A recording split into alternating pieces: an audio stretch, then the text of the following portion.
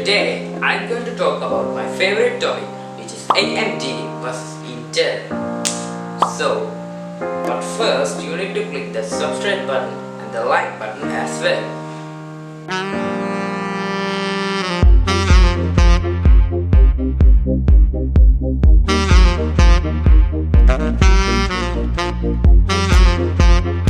In today's video, I'm going to mainly focus on price to performance ratio. To understand the whole story, we need to go back to 2017 March. AMD released their first gen Ryzen CPUs to compete against the Intel 7th generation CPUs. The main selling point of AMD was the features it offers for the price. The Ryzen 3 had 4 cores when the 7th gen i3 had only 2 cores. Ryzen 5 had 6 cores while the i5 had 4 cores. Ryzen 7 had 8 cores while the i7 had 4 cores and 8 threads. You might be wondering what are these threads are. I'll explain you later in this video.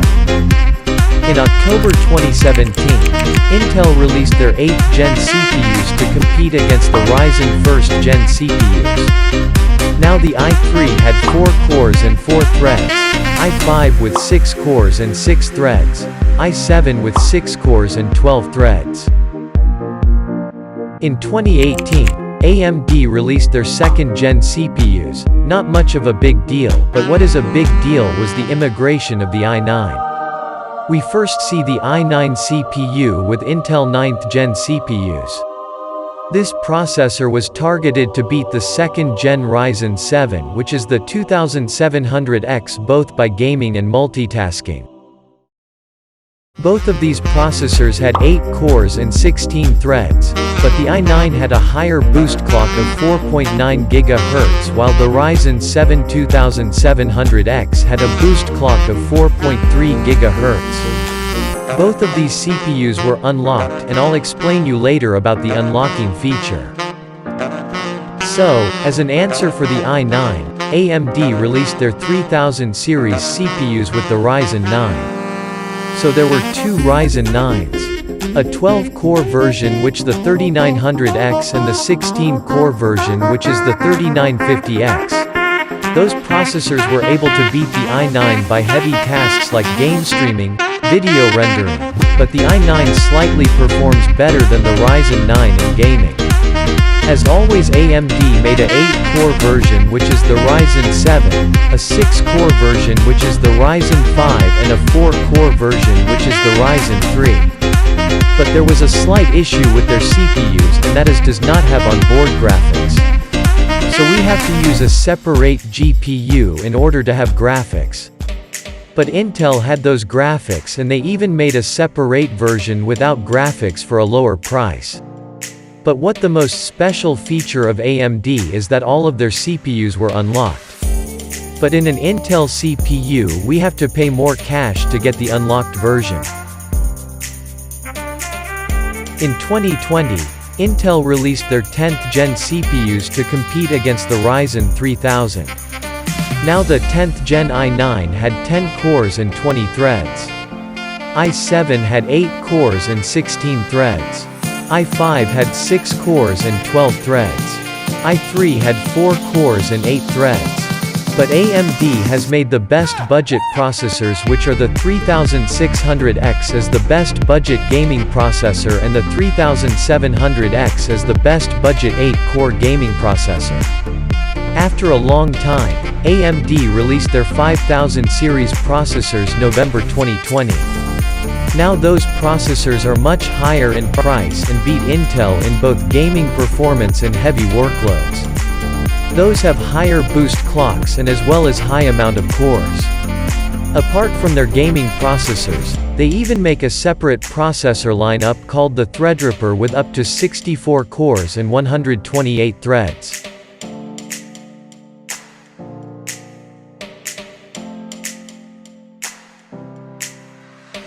In 2021, Intel released their 11th gen CPUs.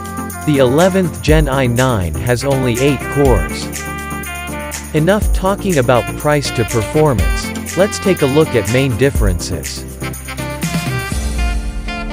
First, Let's take a look at the TDP, aka thermal design power.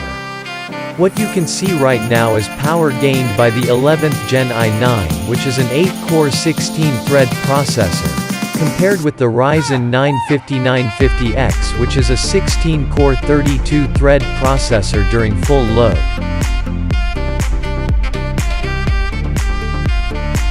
Okay, I think you got an idea about TDP, and let's talk about the unlocking feature. If I gave you a definition for unlocking, unlocking means the ability to overclock. Now you might be wondering, the meaning of overclocking. There are limits to the CPU.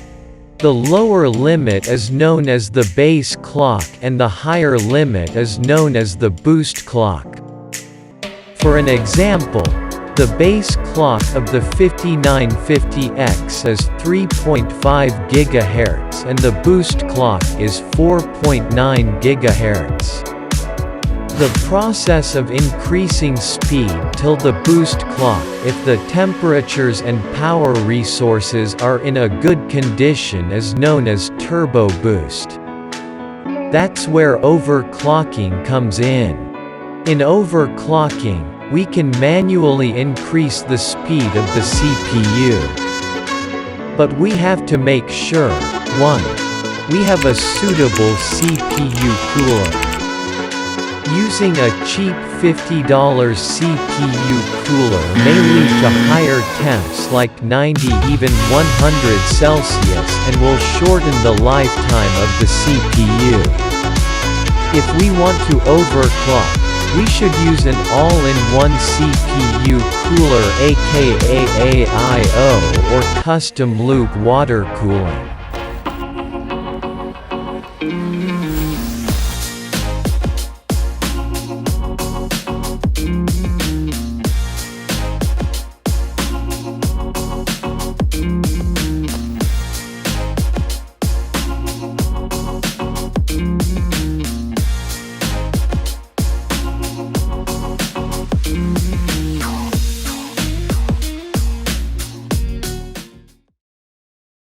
Air cooling is not recommended for this process.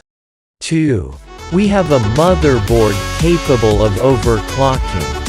Most of the time AMD motherboards with AMD chipsets are capable of overclocking. Example, B550, X470. But in Intel motherboards, we have to spend more money to buy the motherboard which has the chipset that is capable of overclocking. Example, if we have a 10th gen CPU, we have to use a Z490 motherboard. Another downside of Intel is that they change their CPU socket and the chipset every 2 generations. A 9th gen CPU won't be compatible with a Z590 motherboard. We should take a motherboard with B360 or Z590 chipset. 3. We need a power supply that will provide power needed for the process. There are different types of power supplies with different ratings, different connectivity options, but I'll explain you about those in a separate video. Make sure you are subscribed if you don't want to miss out. So now I'll give you a rough idea about it. If you are on Intel platform while overclocking, it will definitely lead to a much higher power consumption. And if you are using a GPU like a GTX 1650, it won't be huge issue of using a 650 watt power supply. But if you are using a card like a 3090, definitely 650 watts aren't enough. I recommend you to go with at least a 1000 watt power supply or otherwise your computer will turn off automatically. I think now you have an idea about overclocking. A CPU that can be overclocked is known as an unlocked CPU. In Ryzen, all CPUs are unlocked and you are good to go. But in Intel, we have to pay more to get the unlocked version. The threads in a CPU plays an important role. A thread is a virtual version of a CPU core. To create a thread, Intel CPUs uses hyper-threading, and AMD CPUs uses simultaneous multi-threading, or SMT for short. They're the same thing. These are both names for the process of breaking up physical cores into virtual cores, threads, to increase performance. There can be 1 or 2 threads for a CPU. The more threads CPU have, more performance you can get. And at last, we'll talk about the lithography. Roughly, lithography denotes the size of a semiconductor in a CPU. In Intel CPUs the lithography is still 14 nanometers while in a Ryzen CPU, the lithography is 7 nanometers. If the size of the semiconductor is 14 nanometers, the power it requires to function is much higher than a 7 nanometer CPU. That's why it takes 200 watts for an Intel CPU to beat a 100 watt AMD CPU. So, as a conclusion, my recommend for you is to go with AMD CPUs. Because not only they crushes Intel CPUs by performance, but power saving and price as well. It doesn't matter whether it is an i9 or i3. The only thing matters is performance. If I tell you why, well, the 11th Gen i3 performs way better than the 1st Gen i7. Don't let people fool you by telling this is an i7 so this must perform better. That is completely false information. i9, i7, i5 are just names. They do nothing in front of real performance and as well as Ryzen. Well, that's it for the video. Unfortunately, Dylan won't be able to do the ending because he ran out of time. As a summary, the CPU brand you choose depends on your budget, requirement and of course your will. I hope you enjoyed the video and subscribe, like, comment and share my videos if you don't want to miss out, and also it will help out the channel by a ton, and I'll see you very soon in the next one.